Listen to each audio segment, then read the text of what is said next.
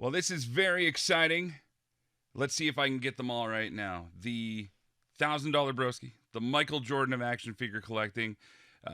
You're seeming already kind of bored with this, so maybe I'll just say the NWA World's Heavyweight Champion, Matt Cardona, is joining us here on Sunday night's main event. Hello, sir.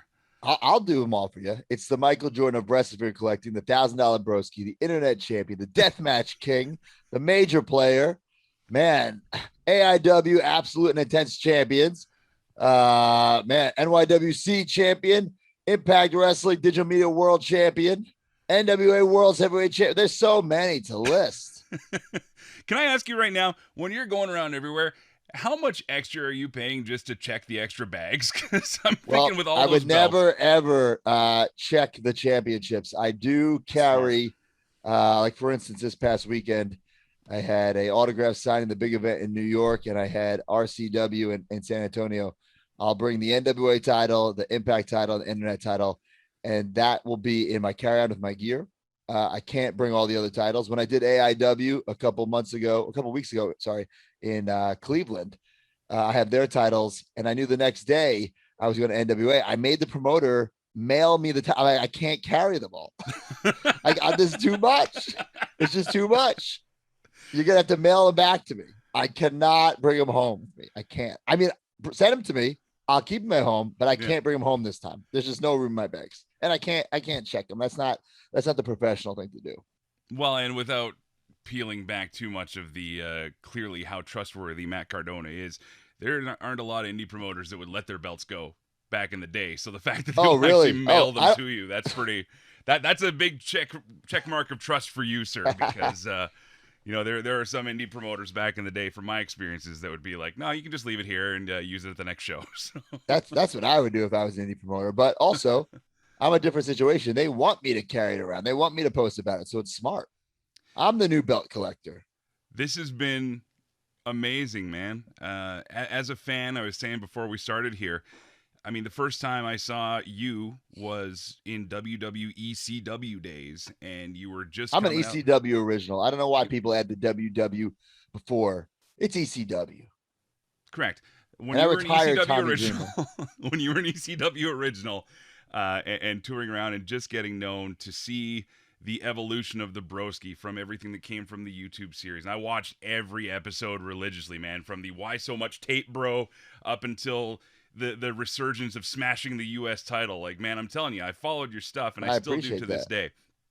So much, in fact, I don't have the new Cardona figure yet, but I'm getting there. But I do have. What are you waiting for? They're so well. I'm still repping here, so you're still okay. I still update the titles. I still do. This is the. Is that an old Great American Bash Jeff Elite? Jarrett? Yeah. What's that? Which NWA title is that? Is that from an NWA, like a Jeff Jarrett TNA? What is that from? That was exactly from that TNA series that came out. Yeah. So they had the X title and the the trophy and everything. Yeah, but that's that one. I was gonna ask you when we get down the road here to talking about the figures and your involvement in actually helping produce these now. When are we gonna get some more of this belt for Cardona figures? Because frankly, we're gonna need it for a long time, I think. But man, that's a great question. It's interesting that the NWA doesn't have any action figure representation. Am I witnessing the genesis of an idea right now? You might be. All right. Let me see what I can do. All right. I asked for nothing except, maybe you mail me a case when you're done. A case? Jesus Christ. Well, look at my room, man. I mean, how many cases, how many boxes do you have show up a week, roughly? A lot. You know what I see? Listen, it's not very often that I do one of these where someone has stuff on display and they have something that I'm looking for. And I see something right now. I can see it right now. What are you looking for? Those Canadian Walmart buddies back there. I see that Bret Hart. That one right there? Yeah. I've been looking for the whole set. Obviously, right now, they're just in Canada. I don't live in Canada. I live in Orlando. What if I told you I have an extra one? I appreciate it, but I'm psycho. I need to get them all at once. But thank you, though. All at once? Okay. Well, that's fair. Because they're all great. Yeah, they are. They are. So Chelsea, my wife's family lives in Canada. Mm-hmm. I sent them the picture. I said, you got to go to Walmart and get these things. I don't think they took me seriously because that was like a month ago. I still don't have them. Is it weird that grown-ass men also have figures of your wife? Like, that's super normal, right? I think it's weird that you had it on your lap. It's over here, and that's where it's staying. So okay, it was on the wall. That's where the fact you just pulled it from your lap. a little hot to me. I don't blame you, but it's a little odd. Actually, fun story. She might remember this if you tell her. I was at her, I think, third or fourth show. I was actually ring announcing. She did a show in Regina, Saskatchewan. This is when she just came out of BC, and she was just going literally across. It was just before she got the role on TV as the Daniel Bryan Okay. thing, and so. But I met her then, and then I'm actually in the movie Choke Slam where she was I know the that movie. Smash I have it on double. DVD. Yeah, have you watched it since? Hell no, I've not watched it, but I haven't. I'm gonna highly recommend that you just let the mystique of it live in the DVD case. And that's the plan. Yeah, I have a signed copy of The Chaperone, and Triple H signed the outside wrapper. Yeah. So like the only way to watch the movie is to actually unwrap it where the autograph is. So I think that's his way of saying, like, you know what? Don't even bother watching it. Just have I think it. so. I agree. Okay, man. So, I mean, we could delve into career and everything. I don't think there's a wrestling fan alive right now that pays attention to the indies, especially, that doesn't know what Matt Cardona is doing these days. But since we're on TSN Radio across Canada, a lot of people did know you as Zack Ryder. That's where the big rise to fame came from. And now, since your release, you're one of these guys we hear about who had a plan on go, and it was a complete transformation. How did you face the idea that people are going to go, okay, Zack Ryder's going to try and take himself seriously now, and now becoming this? Like, was that ever a concern to you of like, man, I hope this works? Well, even the last couple of years in WWE, more than a couple, like 5 or so years, I dropped all the headband, sunglass bullshit, to try to be taken more seriously. I was never presented in that light, with the exception of, a couple times where I had ultimate opportunities at WrestleMania, for example, winning the Intercontinental title. I thought that was going to be the start of like, okay, here we go, because you only need one guy back there to have some faith in you. And I thought I did, which was great. Turned into the situation with the Hype Bros. That didn't work out. Long story short, I have nothing bad to say about my time in WWE. I love my time there. Had some great moments. Extremely proud of the YouTube stuff, like you mentioned before. Really proving that you can change your position in the company if you work your ass off, and that's what I did. And I'm very, very proud of that. But as for getting released, I knew, okay, well, here we go, because I need to hustle. I need to get things moving. But we were just, the pandemic was just starting. There were no independents to go do.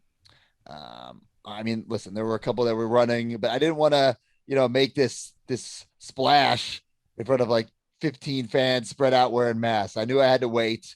I had the cup of coffee in AEW, but even with AEW, there were no fans there, Impact was great. I started off at Impact in 2021, but again, no fan. It's just not the same. Wrestling, if you're a wrestler, even as a fan, like it's hard to watch it on TV with no fans. The fans, they dictate the product, they dictate who gets over, who's popular, and they dictate the matches, right? Like you can have a great match, technically bell to bell, but if the fans don't care, I don't think that's a good match. You watch like Warrior Hogan WrestleMania 6, technically, is it a great match? No, but with the crowd reaction, it's like one of the best matches of all time, in my opinion. So I was just waiting for my moment. And then luckily it all kind of snowballed in the fact that, I'm kind of, I don't want to say like I have my finger on the pulse, but I'm definitely listening to what's going on. I'm watching what else is going on. And I saw all these tweets about Nick Gage and me versus Nick Gage in this death match. And, at first, even I thought, no fucking way. This is stupid. There's no way I'm going to do this. The more I thought about it, I said, well, why not? It's so unexpected. No bad can come from this. It's going to get some buzz. Let's do it. Sometimes in wrestling, you actually have to give the fans what they want.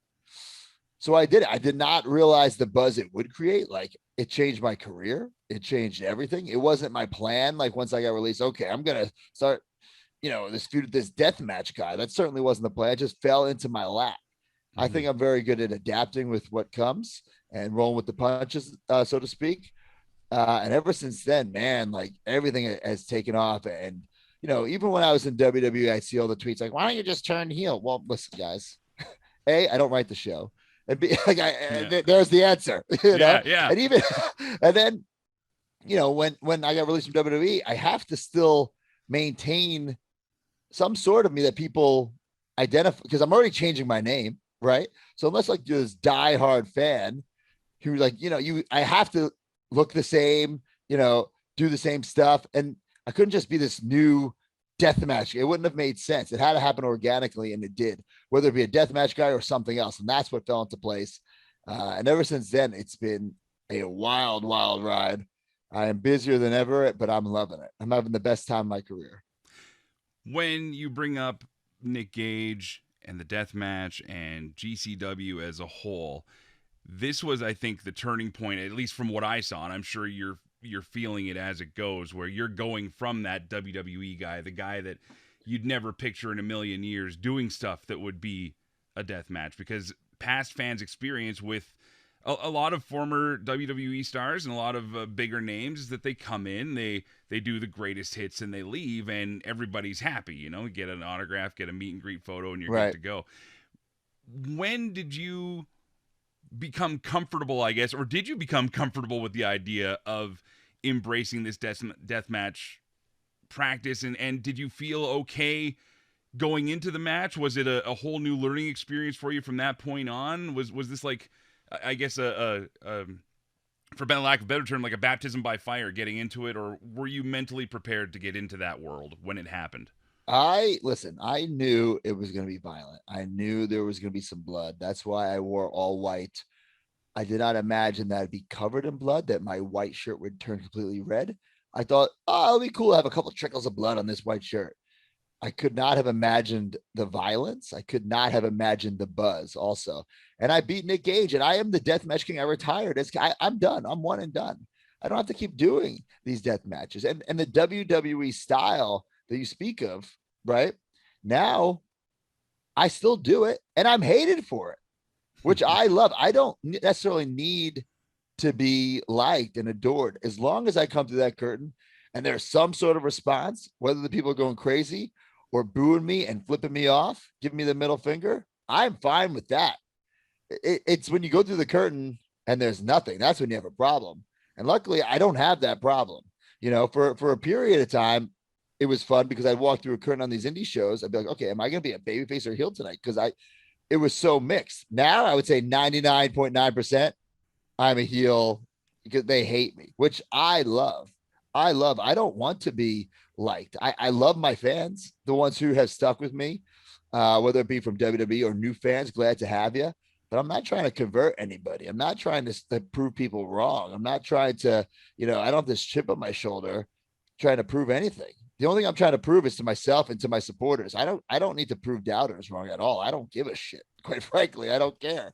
I don't care if you don't like me. I'm about buzz, money, and gold. And I've been making a lot of all three.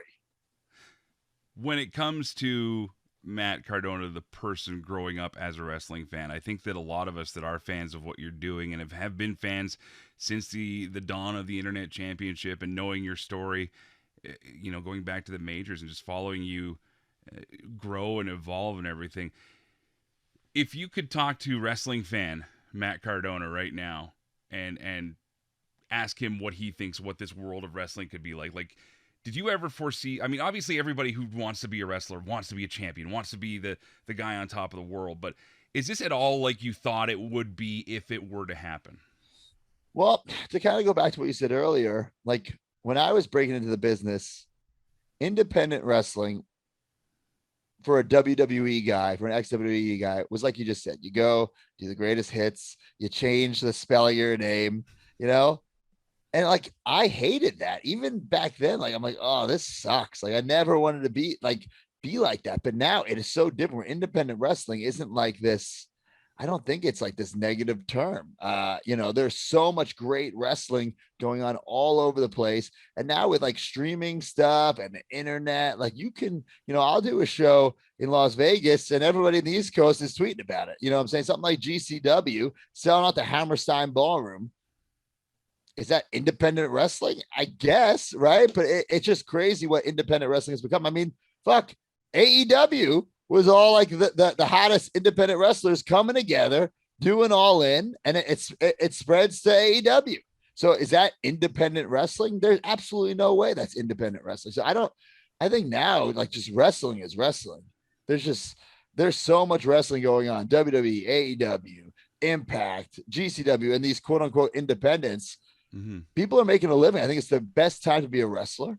I also think it's the best time to be a fan because you can consume wrestling every day, like brand new content every day. And then you can seek out other content, whether it be on streaming services, the internet.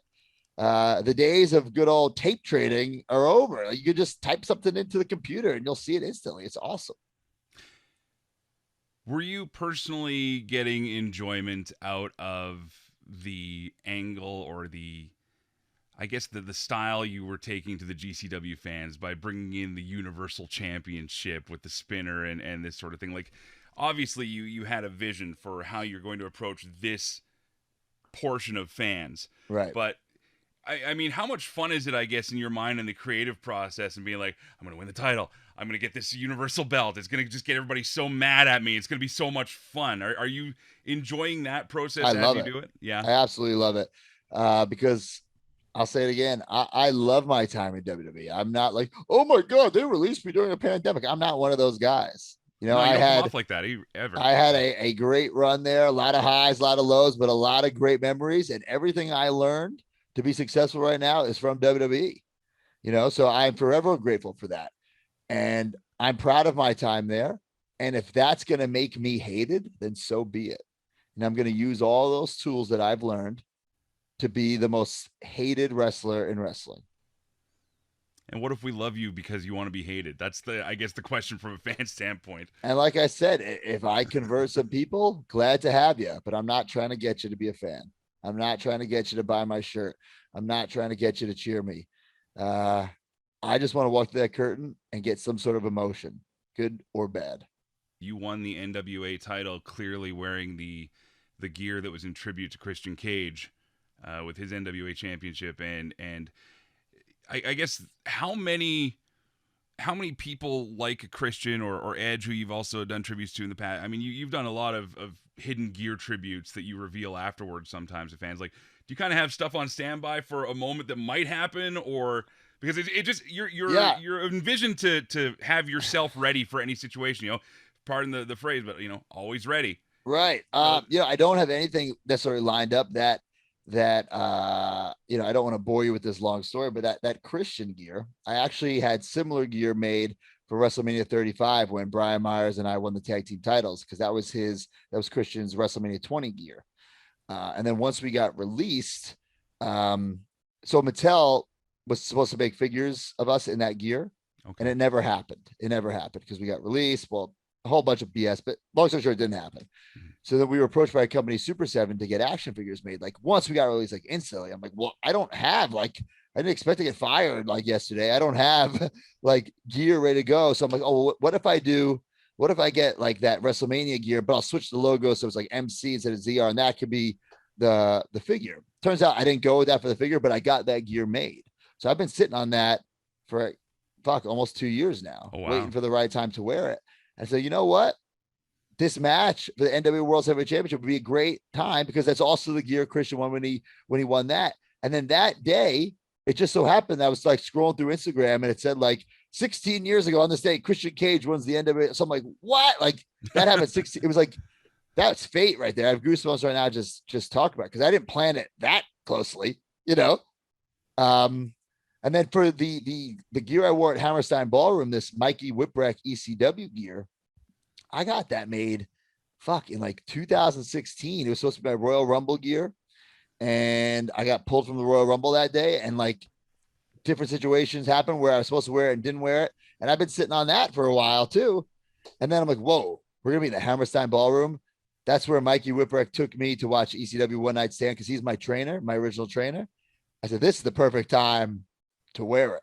So I'm actually glad I never had to wear it. It's a Royal Rumble where I probably would have gotten eliminated in 5 minutes. I'm glad I got to save it for a special night, but I don't have anything necessarily lined up. But you never know. Never say never. Well, and that's totally fair too. Matt Cardona, the NWA World Champion. The entire resume, of course, is available right now. If you just follow his Instagram, which you should. I love the stuff you put up, in character, out of character. Like, you just seem like a guy that gets the most out of life. Yeah, I And do. your Disney World status is one thing of legend, to say the least. Just how much you enjoy that, and I always see whenever you do share those moments of your life outside the ring, you seem like a guy that really uh, values the things outside of your career. And when I say that, I mean like friends, family, things like that. I mean, we all became super fans of your dad the first time we saw him, and Yeah. just and like I don't know, I almost see your dad in that position as us, as being the wrestling fan living vicariously through you. And so when all this is going on right now, I mean, what is your takeaway at the end of the day that isn't wrestling, and what are you feeling most gratified about in this part of your career and in this part of your life? Yeah. I mean, it's such like a wild time because I would say the majority of people who leave WWE, you never hear from them again. You know what I'm saying? They make their rounds on the indies if they do. And, you know, they do a year or two and then they fizzle out, fade out. But that's not going to be me. You know, I've been gone from WWE for 2 years and my stock continues to rise. I would argue that my stock is higher than it was the day I got released from WWE. How many guys can say that 2 years after they get released from WWE, their stock is higher? It's usually their stock is like way lower. They got to charge way less for their indie rates. Not me. And that's not because I'm so fucking talented, which I am. It's because I'm busting my ass. I'm working my ass off.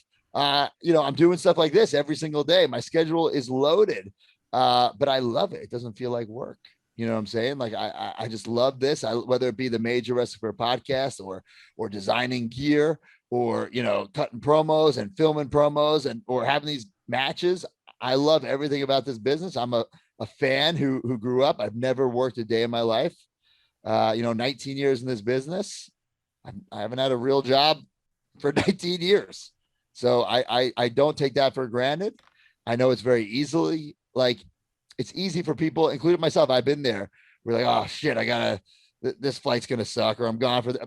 But take a step back, and I realized that a few years ago. Like I am absolutely living the dream right now. I'm not satisfied because I'm not complacent. I always want more, but I don't.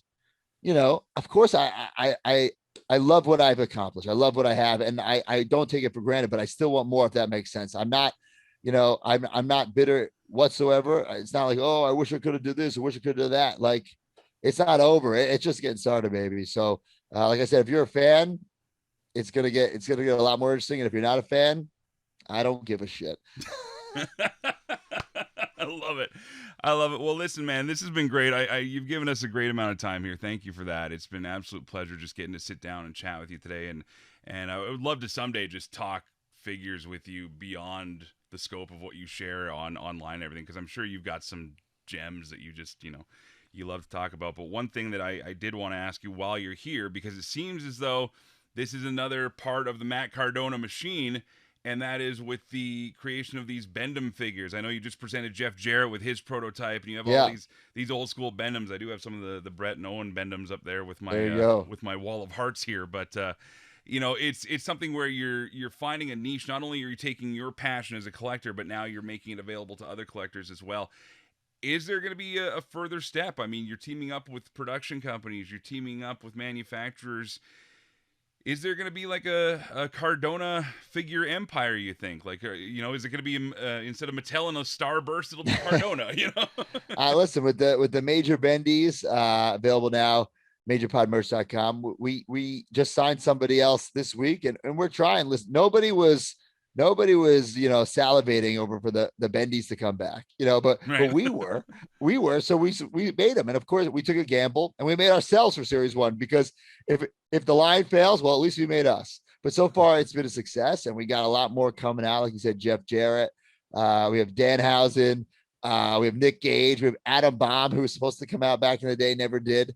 So follow us on social media, the Major Wrestling for a podcast, and the major bendies are great, and we'll see what happens from there. And then working with companies like Super 7 to make the complete, fully articulated figures. Then we got the old Remco style figures with Ringside Collectibles, the pro wrestling tees, micro brawlers. We're everywhere. We're everywhere. Because in WWE, I'm not going to say you're necessarily handcuffed, but outside the handcuffs are off if they were ever there. So we're able to do whatever we want, try whatever we want. And listen, not everything's going to be a success. Some things are going to, be 100% failures. We're going to fall flat on our face, but that's how you learn. That's how you grow. And, all I've ever wanted was an opportunity. And right now I'm just creating my own opportunity every single day. So I love it. Well, your example of betting on yourself and coming out way ahead, man. It's been an absolute pleasure to have you on the show today. Pleasure to meet you this way. Hope to do it down the road as well in person, shake your hand, and maybe sell you my extra Brett wrestling buddy here. But in all seriousness, Matt Cardona, thank you, sir. You've already mentioned basically where everybody can find you. If they don't know where, they should find you pretty easily, because the story of Matt Cardona continues to go on, and we look forward to telling it here, sir. Awesome. Thanks for having me. I appreciate it.